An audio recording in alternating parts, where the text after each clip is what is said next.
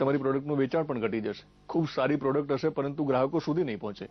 આથી કોઈ પણ કંપની જ્યારે પોતાની પ્રોડક્ટ લોન્ચ કરે છે ત્યારે લોન્ચિંગની પહેલા, લોન્ચિંગ સમય અને લોન્ચિંગની પછી જે પ્રક્રિયા કરવાની હોય છે એના માટે કન્સલ્ટન્ટની એક નિમણૂક કરતી હોય છે અથવા તો એની સેવા લે છે.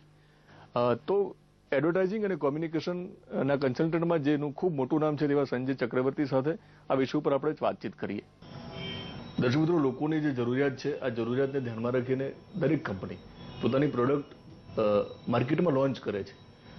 જ્યારે માર્કેટમાં પ્રોડક્ટ લોન્ચ થાય છે ત્યારે લોન્ચ થાય એ પહેલા અને પછી ખૂબ અગત્યની ભૂમિકા રહેતી હોય છે એડવર્ટાઇઝિંગ અને કોમ્યુનિકેશન સાથે સંકળાયેલા જે તજજ્ઞો છે એમની. આજે આપણે આમાંના જ એક એક્સપર્ટને મળવા જઈ રહ્યા છીએ જેઓ એડવર્ટાઇઝિંગ અને કોમ્યુનિકેશનના કન્સल्टेंट છે, संजय चक्रवर्ती. खूब जानितु नाम है सर. वीटीवी की खास मुलाकात में आपका स्वागत करता हूँ. Thank you sir. लॉन्चिंग और प्रमोशन ये दोनों काफ़ी ज़रूरी है. इंसान की किसी भी लाइफ के किसी भी तबके की बात की जाए सर, ये मार्केटिंग की बात है, ये प्रमोशन की बात है.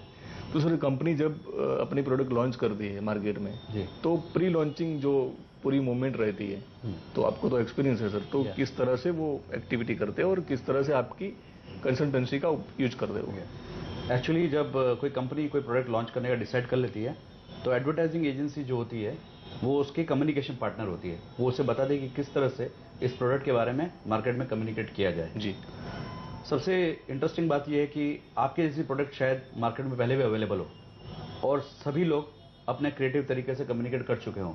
तो एक एडवर्टाइजिंग एजेंसी को प्री लॉन्च के टाइम पर ये मार्केट से रिसर्च करके पता करना पड़ता है कि बाकी दुनिया में जितने भी लोग हैं वो लोग किस तरह से कम्युनिकेट कर रहे हैं और हमें किस तरह से कम्युनिकेट करना चाहिए, मतलब हम किस तरह से डिफरेंट हैं. जी. तो उसका रिसर्च करने के बाद वो ये डिसाइड करते हैं कि इस तरह से बोलने से हम कम्युनिकेट कर पाएंगे अपने टारगेट ऑडियंस को. तो वो बहुत इंपॉर्टेंट रोल होता है. तो ये रिसर्च के बाद ही पता चलता है कि मार्केट में हमें किस तरह से टारगेट ऑडियंस तक पहुंचने के लिए कम्युनिकेट करने की जरूरत है. सर जब रिसर्च करते हैं तो कौन कौन से पहलू हमारे सामने आते हैं? मुझे लगता है सर जो कंज्यूमर है वो हमारे लिए शायद वही टारगेट ऑडियंस है. जी. उनको ही केंद्र स्थान में रखकर कुछ एक्टिविटी आप करते हैं. तो सर क्या ध्यान रखते हैं? उसमें सबसे बड़ी बात है कि कंज्यूमर किस तरह के लैंग्वेज को एक्सेप्ट करने के लिए तैयार है. जी. और किस तरह का टोन जो हम एडवर्टाइजिंग करते हैं वो किस तरह का टोन है जिसको ध्यान में रखते हुए हम उसकी तरह पहुंच पाएंगे और उसको समझ पाएंगे.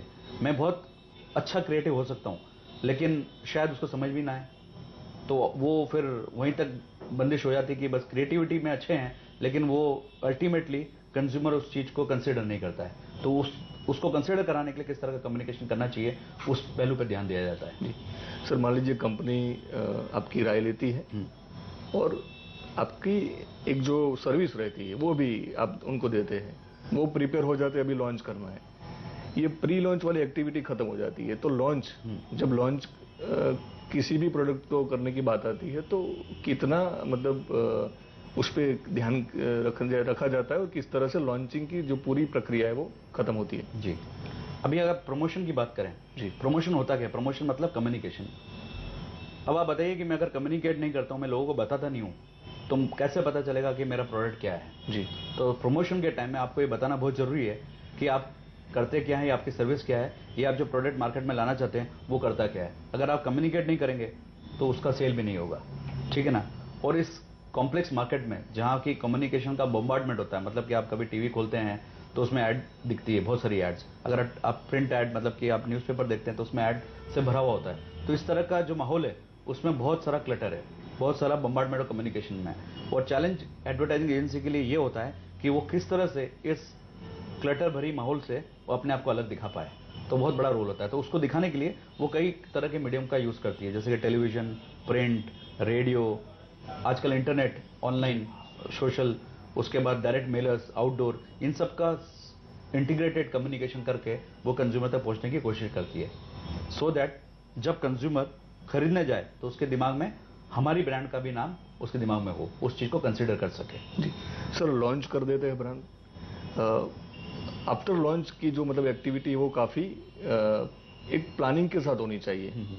वैसे तो सभी मीडियम जो आपने बताए हैं फाइनली डिजिटल मीडियम में भी अभी एक्टिविटी हो रही है. हाँ. लेकिन सर जो टेलीविजन की हम खास बात की जाए तो जो विजुअल्स का जो इफेक्ट रहता है, तो कितना सर जरूरी है कंपनी के लिए कि उनकी जो प्रोडक्ट है उनका ब्रांडिंग वो टेलीविजन में उनके लिए कितना फायदेमंद रहता है? टेलीविजन जो मीडियम है वो सबसे अट्रैक्टिव इसलिए है क्योंकि उसमें ऑडियो विजुअल का स्कोप होता है। आप ऑडियो विजुअली दिखा सकते हो, किसी स्टोरी को आप बता सकते हो।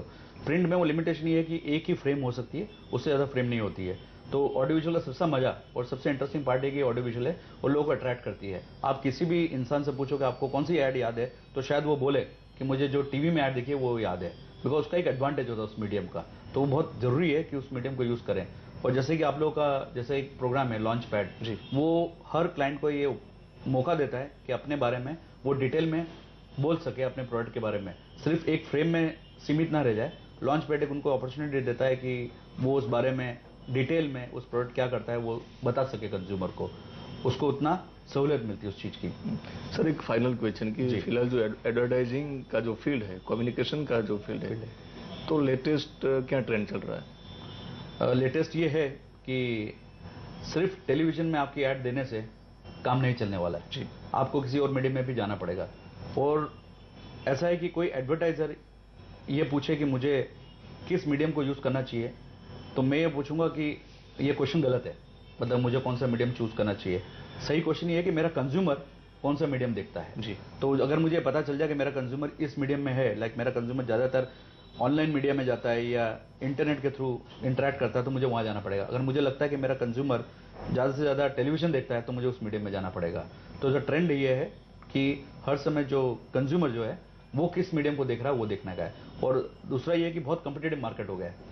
उस कॉम्पिटिशन के कारण आपके लिए सबसे ज्यादा जरूरतमंद ये बात हो गई है कि आप इनोवेशन कैसे लाते हैं जी। क्योंकि हर कंपनी के पास, हर एडवर्टाइजर के पास बजट जो है वो लिमिटेड है। उस लिमिटेड बजट में ही उसे कम्युनिकेशन करना है।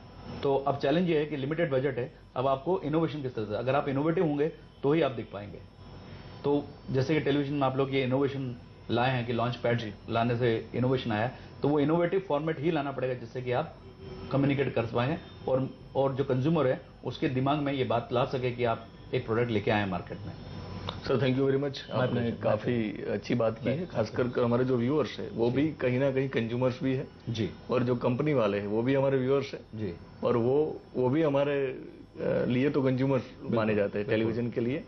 तो सर काफी अच्छी बात आपने यहाँ रखी है। Thank you very much. Thank you, my pleasure. દર્શક મિત્રો અત્યારે બસ આટલું જ, ફરી પાછા મળીશું ત્યારે વાત કરીશું કે માર્કેટમાં કઈ પ્રોડક્ટ લોન્ચ થઈ છે અને કઈ સર્વિસ શરૂ થઈ છે. રજા આપશો, નમસ્કાર.